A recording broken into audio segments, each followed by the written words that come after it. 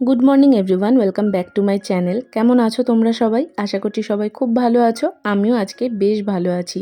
সকাল সকাল দেখো বাইরে কি প্রচণ্ড আজকে রোদ উঠেছে। স্নান করা কমপ্লিট হয়ে গেছে সকাল থেকে, না তোমাদের সঙ্গে আমি এরকমভাবে সামনে এসে কথা বলারই টাইম পাইনি। আর তাছাড়া আমি দুদিন পর আবার আজকে ব্লগ করছি। আমার জ্বর কমছেই না, মানে জ্বর কমছে না বলতে জ্বর কমছে, আবার আসছে, আবার বাড়ছে, আবার আসছে।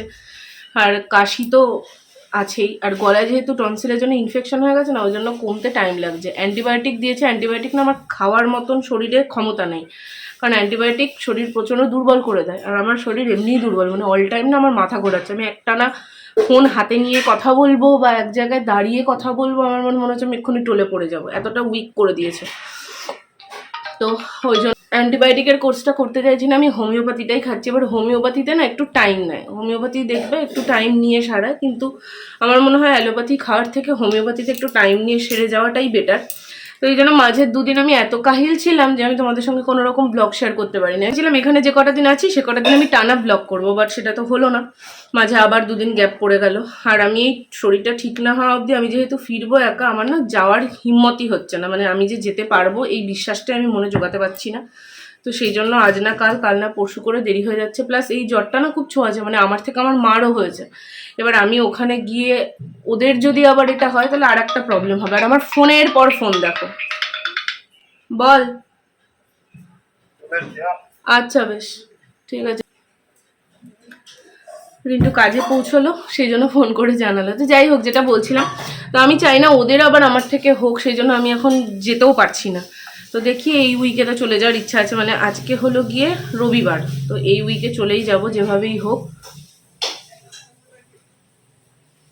আরে দেখো নাকের এটা খুলে ফেলেছি, কারণ নাক এরকম করছি, নাকের মধ্যে লেগে যাচ্ছে, ব্যথা হয়ে ফুলে যাচ্ছে, যে কারণে খুলে ফেলেছি। আর আমার ঘরটা এরকম কেন আসছে আমি জানি না।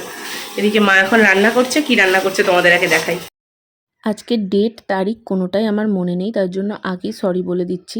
মা ছানার বড়া নিয়ে এসেছিল, তো ছানার বড়াগুলো না একটু গরম জল করে চুবিয়ে রাখলে না বেশ নরম হয়ে যায়। আগে না এই প্রসেসটা আমি জানতাম না, ইউটিউব দেখেই শিখেছি। আর ওদিকে আলু পেঁয়াজগুলি ভাজা হচ্ছে।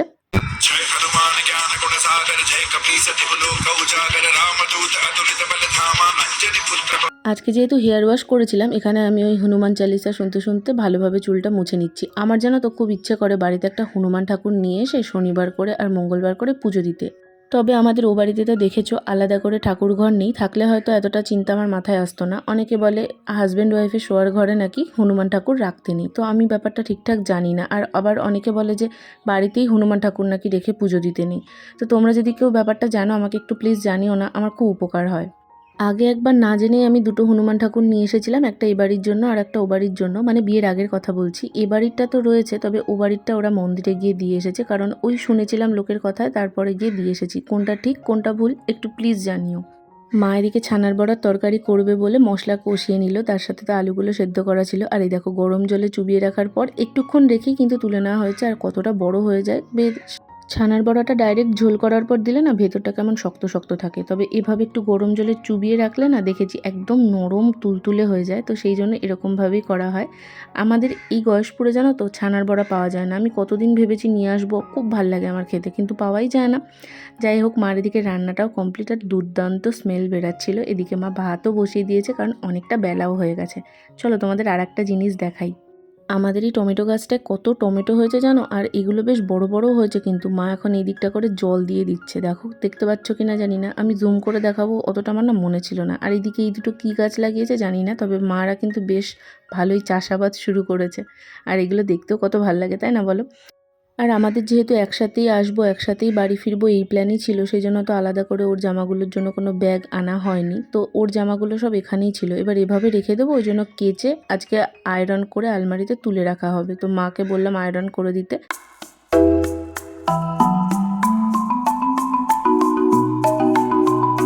Good evening.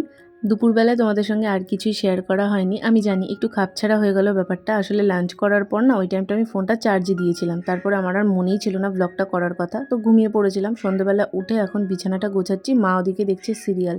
কি যে সিরিয়ালের নেশা হয়েছে! আমার বিয়ের আগে কিন্তু আমার মার এত সিরিয়ালের নেশা ছিল না। সারাদিন বসে কুটুর কুটুর করে আমরা গল্প করতাম, এই করতাম সেই করতাম। আমার বিয়ের পর থেকে আমি দেখছি আমার বাড়িতে শুধু সিরিয়ালের পর সিরিয়াল চলছে, আর আমার একদম ভাল লাগে না সিরিয়াল দেখতে। আর এখন আমি এখানে বসেছি আলু ছুলতে, কারণ রাত্রের জন্য একটুখানি ভাজা করবে। আসলে দুপুরে যে ভাজাটা হয়েছিল সেটা তো মা জলখাবারে নিজে মুড়ি দিয়ে খেয়েছে, দুপুরে খাওয়া হয়েছে, শেষ হয়ে গেছে। আর রাত্রিবেলা একটু আলু ভাজা করলে না আমার ওটা দিয়ে ভাত খেতে ভালো লাগছে, মুখে স্বাদ আমার এখনও ফেরেনি। তো সেই জন্য এখানে আলুগুলোকে কুচিয়ে দিচ্ছিলাম আমি। আমার এই চপার ছাড়া আমি কাটতে পারি না আলু, মানে বটি নিয়ে বসে কাটবো ওটা আমার দ্বারা হয় না। আমি জানি না কোনো দিন শিখতে পারবো কি না, কারণ শেখার জন্য প্র্যাকটিস দরকার, আমার প্র্যাকটিস করতেই ভয় লাগে। তো যাই হোক, এখানে আমি সবটা কেটে কুটে দিলাম। মা এখনও বসে সিরিয়ালই দেখছে, তো আমি ভাবলাম এদিকে আমি কাজটা এগিয়ে রাখি। আর এরপরে মা আর বাবা দুজন মিলে চা খাবে, তাই জন্য দেখো দুজনের জন্য চা করলো। তবে আমি খাবো না, কারণ ফুচকা কাকুকে ফোন করেছি একটু চুরমুর খাবো, খুব চুরমুর খেতে ইচ্ছা করছে।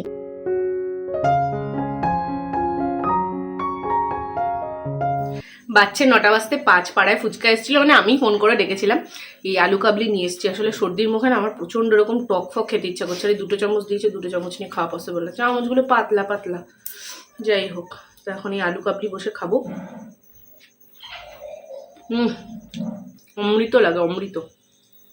আমি একটু বেশি করে টক দেবা, ধনে পাতা দেবা।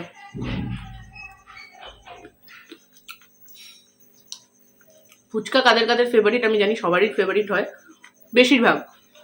আমার হচ্ছে মানে অসম্ভব ফেভারিট। ফুচকা বলো, মোমো বলো, পিৎজা বলো, আমার ফুচকা ফার্স্ট প্রায়োরিটি। সব ছেড়ে দিতে পারবো, বিরিয়ানি খেতে বারণ করে ছেড়ে দিতে পারবো, ফুচকা পারবো না চাটতে।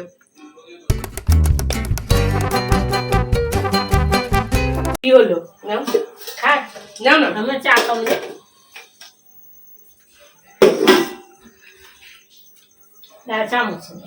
হাত দিয়ে খাওয়া যায় না, হাত দিয়ে খাওয়া যায় না,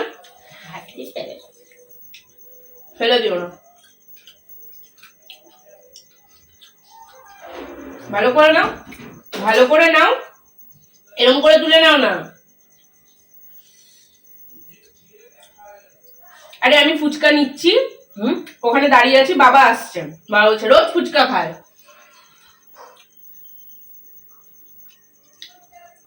চুরমুর খাওয়া শেষ করে মা এখন চলে এসেছে রান্নাঘরে। ওই আলু ভাজাটা তখন কাটা হলো, সেটাই এখন ভাজবে, তবে গ্যাসে না করে মা বললো ইন্ডাকশানেই করে নেবে। বললাম ঠিক আছে। তো মাকে এখানে আমি টুল এনে দিয়েছি। আর আজকে দেখলাম আলু ভাজার মধ্যে মা একটু রসুনও দিয়েছে। মা বললো তোর গা হাত পায়ের ব্যথা কমবে।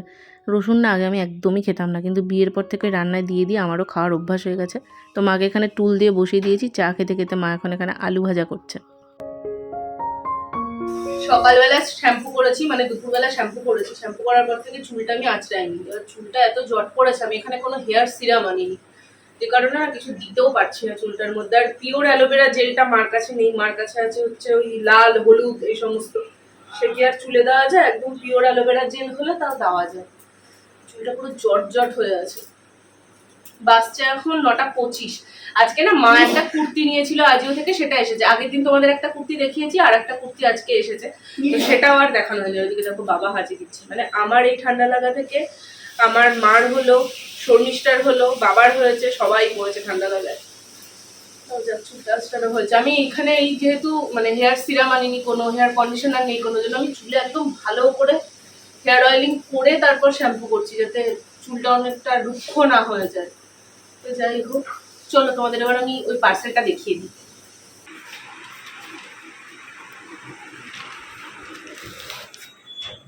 আগের দিনের কুর্তিটাও আজিও থেকে নিয়েছিল, দুটোকে একসঙ্গে এটার মধ্যে করে রেখেছে। তো আগের দিনেরটা তো আর দেখালাম না, বেকার, আগের তো দেখিয়েই দিয়েছি। এই কুর্তিটা নিয়েছে, এটাও আভাসা ব্র্যান্ডেরই, মানে দুটো কুর্তি একসঙ্গে অর্ডার দেওয়া হয়েছিল। এই কালারটা এত মিষ্টি লাগছিল আমার ক্যাটালগ দেখে, প্লাস কাজটাও না খুব সোবার, মানে একদম ফুল এরকম সামনেটায় দেখো এরকম সাদা সুতো দিয়ে এরকম ভাবে একটা কাজ করা আছে, একদম ফুল লেন্থ অব্দি, আর পেছন দিকটা প্লেন। আর নেক লাইনটা দেখো, এই জায়গাটা করে এই যে ডিজাইনটা, এটা আমার বেশ পছন্দ হয়েছিল। একদম পিওর কটনের, এটা না একটু ব্রাইট কালারের প্যান্ট দিয়ে পরলে খুব সুন্দর লাগবে। অনেকভাবে এটাকে স্টাইল করা যাবে, প্লাজো দিয়ে পরা যাবে, আবার নর্মাল জিন্স দিয়ে তো পরাই যায় কুর্তি, অনেকেই পরে, ইভেন আমিও পরি। তবে একটু শর্ট কুর্তি হলে সেক্ষেত্রে বেশি ভালো লাগে। আবার ধরো একদম ডার্ক কালারের প্লাজো দিয়েও কিন্তু বেশ ভালো লাগবে।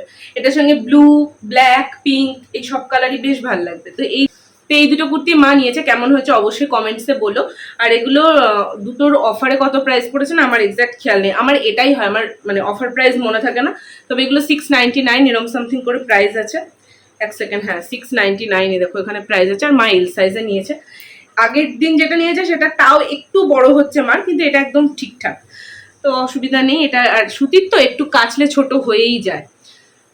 কুর্তিটা ভাঁজ করে আবার জায়গায় রেখে দিয়েছি। আর এখন না খাটটা ভালোভাবে ঝাঁট দিয়ে নেব। সারাদিন পর শোয়ার আগে যদি খাটটা ভালোভাবে পরিষ্কার না করা হয় না, আমার শুয়ে একদম স্বস্তি হয় না। আর চুলটা খুলে রেখেছিলাম, কী যে লটর পটর লাগছিল, অস্বস্তি করছে। তো চুল আঁচড়ে ভালোভাবে খাটটা ঝাঁট দিয়ে নিলাম। আর এখানে আমি এখন দৌড়ে দৌড়ে ঘরটাও ঝাঁট দিয়ে নেবো। আচ্ছা তোমরা বলো তো, আমি এরকম যে স্পিড বাড়িয়ে দিই সেটা কি দেখতে তোমাদের বাজে লাগে? আসলে একঘেয়ে কাজগুলো তো, যদি আমি এরকম স্পিড কমিয়ে দিই তোমাদের হয়তো বোরিং লাগবে, সেই ভেবে আমি এই জন্য একটু স্পিডটা বাড়িয়েই দিই। ধুলো বাইরে ফেলে দিলাম। আর মা এখানে বকছিল রাত্রিবেলা ধুলো বাইরে কেন ফেললাম তাই নিয়ে। কি জানি কি মাস আছে, আমি জানি যে এই মাসগুলোয় ধুলো বাইরে ফেলতে নেই, কিন্তু আমার মা কোনো দিনই বাইরে ফেলে না ধুলো রাত্রিবেলায়। আর এখানে আমার ফোনে একদমই চার্জ নেই, তাই আগে চার্জে দেবো। তো চলো আমি ব্লগটাকে এখন এখানে এন্ড করে দেবো। আমার ফোনে একদম চার্জ নেই, ফোনটাকেও চার্জে দিতে হবে। তখন তো দেখলে আমি চার্জারটা সেট করে রেখেছি। ব্লগটা এন্ড করে ফোনটা চার্জে বসিয়ে দেবো। আমিও দেখা হচ্ছে খুব শিগগিরই নতুন কোনো ভিডিও নিয়ে। তার আগে অবধি ভালো থেকো, সুস্থ থেকো, টাটা।